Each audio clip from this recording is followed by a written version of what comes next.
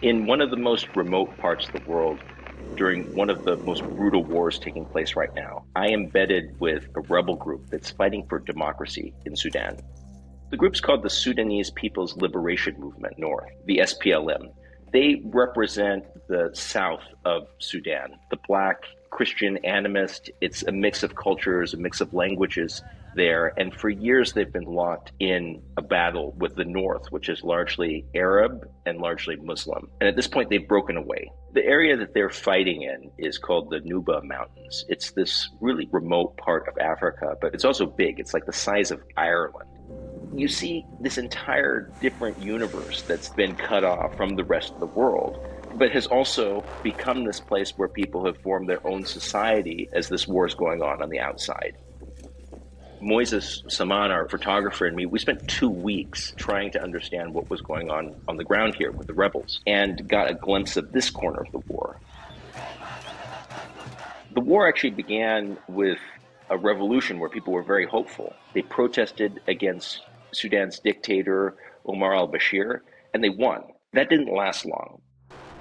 The military were able to take over rather quickly. So the war that we've got now is basically a war between two generals fighting for control of this place. That fight created a power vacuum that the rebels have taken advantage of. So that's allowed this group to take more villages, capture highways, and surround areas that it's about to take control of. But it's also put a lot of pressure on them. And the biggest pressure is from displaced people in Sudan.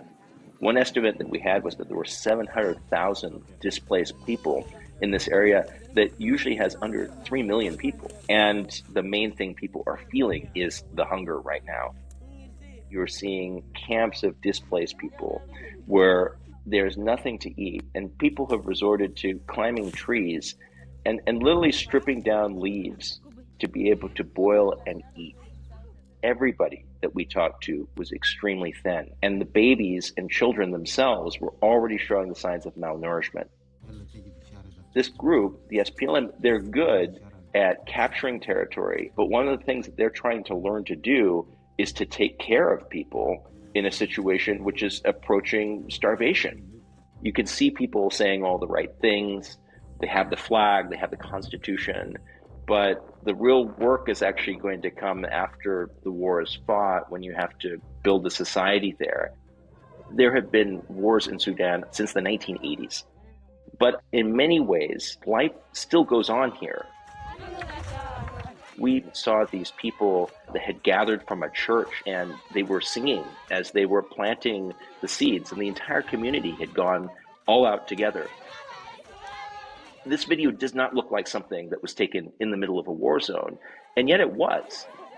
What you saw there were people that were looking to be agents of their own fate and decide where they were going to go in this war and what their next steps were going to be, even if it was just trying to figure out what you were going to plant that year.